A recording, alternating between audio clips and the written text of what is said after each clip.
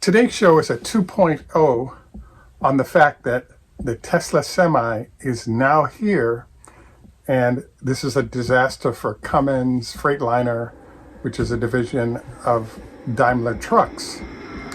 And so we do a round two to pick up on a number of data points that clearly define the fact that the truck is here and is ready to be distributed, and they are going to start a slow ramp and then a big ramp into next year.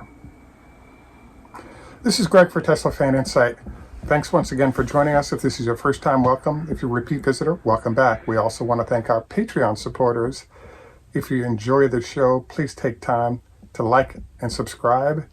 And if you're a Patreon supporter, you're getting daily shows to help with your investing and trading process with more data, particularly that's impacting Tesla.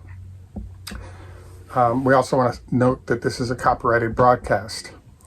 So I wanted to do a show fairly quickly based on our last show because there's a whole bunch of sort of other data to sort of capsulize where we are when it comes to the Tesla Semi.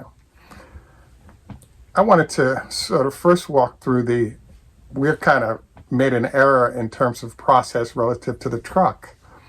Starting at the beginning of the year, there were a number of data points that came up that indicated that Tesla not only had test vehicles going, but we also had a production line that was being built in Reno.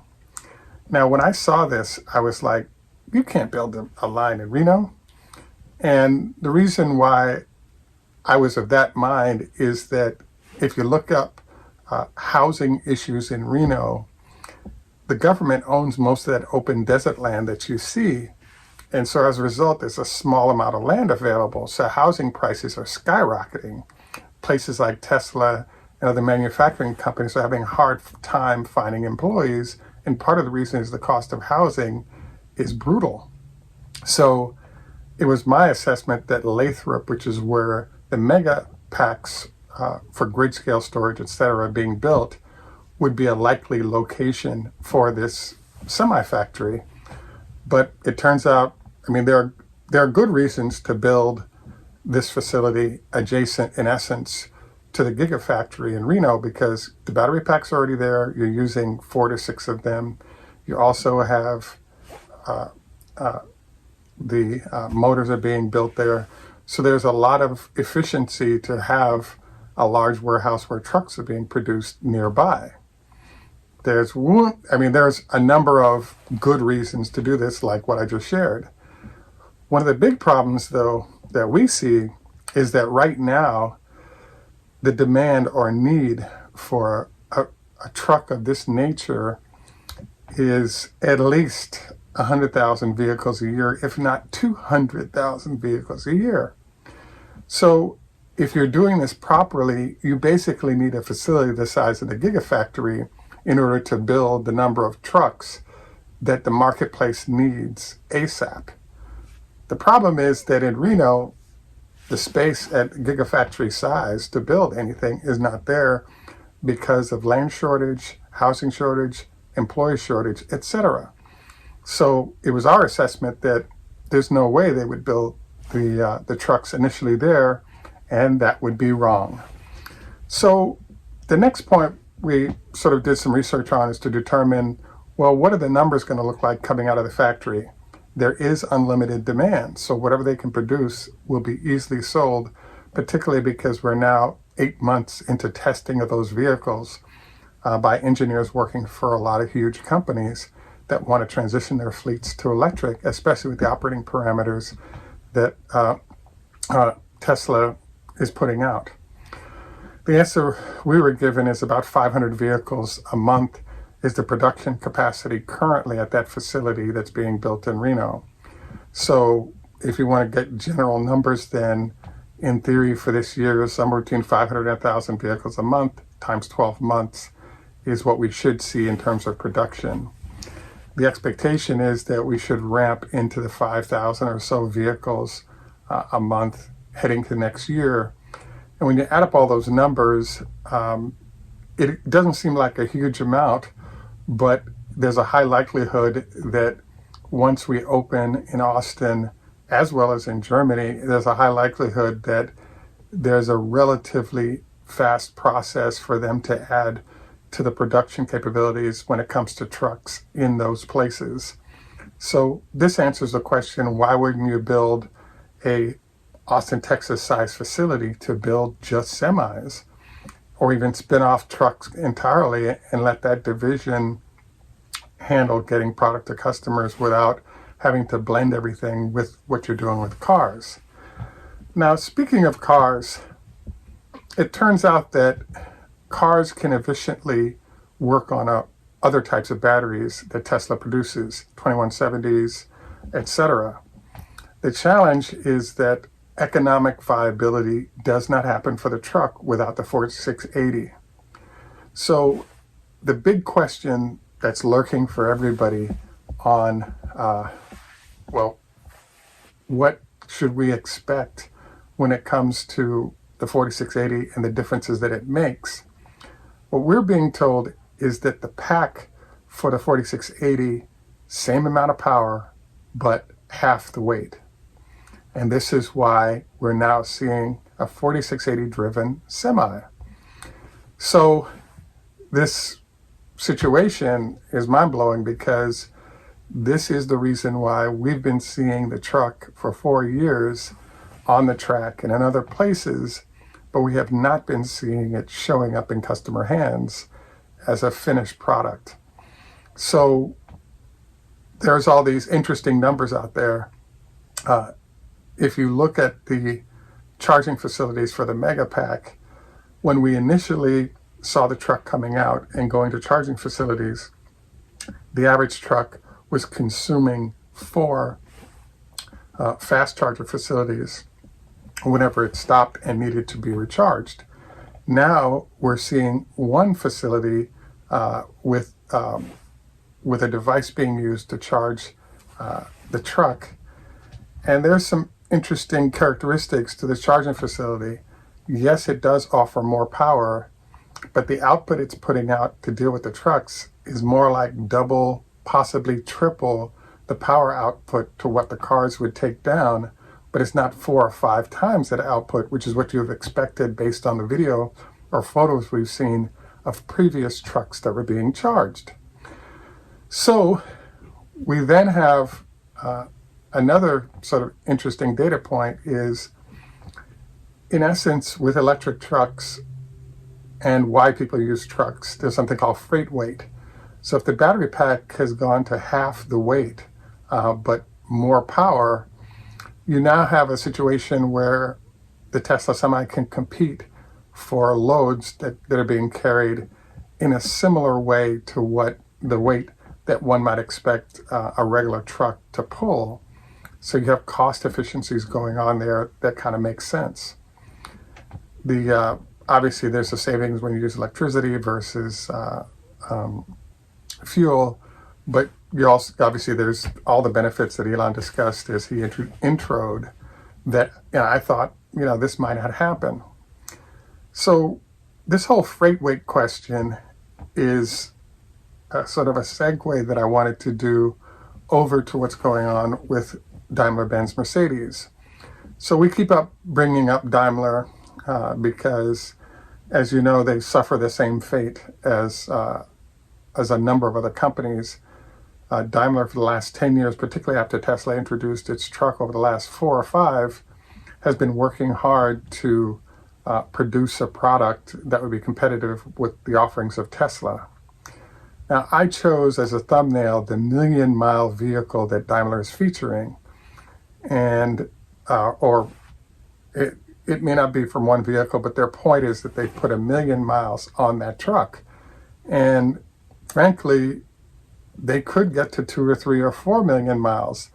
The problem is that if you're putting, so when you look at the battery pack that they're using combined with the weight of the truck, you're in the 50 to 60,000 pound zone, and you're only allowed to move with 82,000 pounds. So as a result, they've been able to build and put minimal freight on those trucks, but they have not gotten to the finish line because they do not have the battery packs to get them there. The real question that comes up is, well, why don't they go out and find a solution to this? And that's what they've been trying to do for the last 8 or 9 years. Tesla, they thought, was going to be their solution, which it wasn't. But the whole research question, both software and hardware, to get to their own battery pack that makes them viable in the truck space is something that has not been achieved. And it's not clear when that's going to happen, but some of the new manufacturing that's coming out, including all manner of batteries, should get them a product in the next 2 or 3 years. And the hope is that Tesla doesn't get too far ahead in that time frame. So we're concentrating on Daimler / Freightliner because there are a number of divisions to the trucks around the world for Daimler. E-Canter comes to mind with Mitsubishi in Japan, obviously Freightliner in the United States, I believe Detroit Diesel. And so they have all these brands that are all under the Mercedes umbrella or Daimler-Benz umbrella, but they all suffer the same fate. Europe is starting to penalize for not having electric trucks on the road in freight situations. As we know, it doesn't really work if you use an ICE vehicle. They want the pollution reduction that comes from an electric solution, which nobody's been able to efficiently provide until Tesla now. As we know, Cummins is an engine manufacturer on an ICE engine, and they did buy a motor production division, if you will, and have been trying to acquire assets to compete in this space. But they too have the same problem, which is they don't got a 4680 type battery that they could leverage into being a factor as we go forward. So they are truly relying on the fact that Tesla might be too busy with other things to get around to the trucks using the 4680 batteries to deliver a real solution when it comes to semis in this space. So I would say that it's lucky for the industry right now that Tesla is planning on hunting for very inexpensive cars using the 4680 battery, and therefore they just don't have enough battery production to make a meaningful dent in trucks. So right now there's the trucking market in the United States evidently is about 100,000 trucks a year. We expect within the next year that Tesla will take a 20% or so margin in that as they ramp this production facility and they ramp the number of 4680s that are produced. The other thing that was holding up our assessment of the truck was, well, how long has the 4680 been ready? And that's, we'd say now, about 1.25 years. And then how much actual track time or hour time has it been on the road to try to break it and anticipatorily run miles so you could leverage those miles to understand what's going to happen to these trucks as they enter service for customers? And the answer is, we've really gotten there. And I thought it was interesting because we actually have homework for you when it comes to the semi, and that would be, you're going to see a video as part of this show regarding the Tesla Semi going around the track. There's something called the Doppler Effect. So the closer the truck gets to you, you'll start hearing the motors going, and it's drawing energy in order to drive those motors. So the homework assignment is, there are those of you who have been watching our videos for a while, and if you go back a couple of years, you'll notice that there was a black truck that they were running around Silicon Valley. And as the vehicle goes by, again, you'll hear the motors. But the question is, can you subtly pick up the difference between a truck 2 years ago, maybe 3 years ago, versus a truck now? And there's a whole bunch of videos, some on our channel, but it's in a lot of places, that illustrate the point that, yeah, it's drawing electricity, and the sound of the motors sucking that electricity is what you hear, but it's really hard to make an assessment of the difference between a 4680 and this vehicle. The one thing you could do is to listen to the tires, because the tires against the road, if the vehicle was a lot heavier, let's say 20,000 pounds more in battery, it'd be a noticeable, but just too subtle with the other things going on to be able to make that distinction between the two. But nonetheless, it's an interesting exercise to try to figure out sound difference with the tires crossing the road, 4680 battery versus the 21 century battery packs they were using when they first brought this vehicle out. So where we are right now is Daimler spin off the truck division. They have nothing to worry about this year because Tesla can't produce very many vehicles, given the demands on batteries for other solutions Tesla is putting out. But as we enter 2023, we'll go from that, like I said, 500 to 1,000 vehicles a month production facility into that 3,000 to 5,000 trucks a month zone. And that's when we're going to start seeing numbers of vehicles sold by certain large entities to their large customers sort of switching over. And this is a complete disaster on another realm for ICE. There's an interesting question that's lurking right now, which is, in theory, if we're doing 2 power packs and Tesla is selling these trucks starting in the 180, heading up to 250,000 zone, those 2 power packs, in theory, are about $60,000 or $65,000. So after you do the chassis and the skin and the motors, we're at $80,000, $85,000. So in theory, obviously there's this R&D budget that went into all of this that you have to amortize over this whole situation. But in theory, on the high side, the cost because of the 4680 battery is going to be about $100,000. And if that's the case, and Tesla's starting at 180 going to 250, those are some beautiful margins. So the interesting question that's going to be lurking is, what should Tesla do with the 4680 batteries? Should they be stick with the cars currently and have all those batteries going into the trucks because you have a monopoly, or should they start the process of transitioning cars to that 4680? I would say if you've got a nice monopoly and you want to start taking over a new market, it's a way better use of those 4680s in the trucks than it is in the cars, because you don't have any choice for economic viability for a truck unless it's the 4680.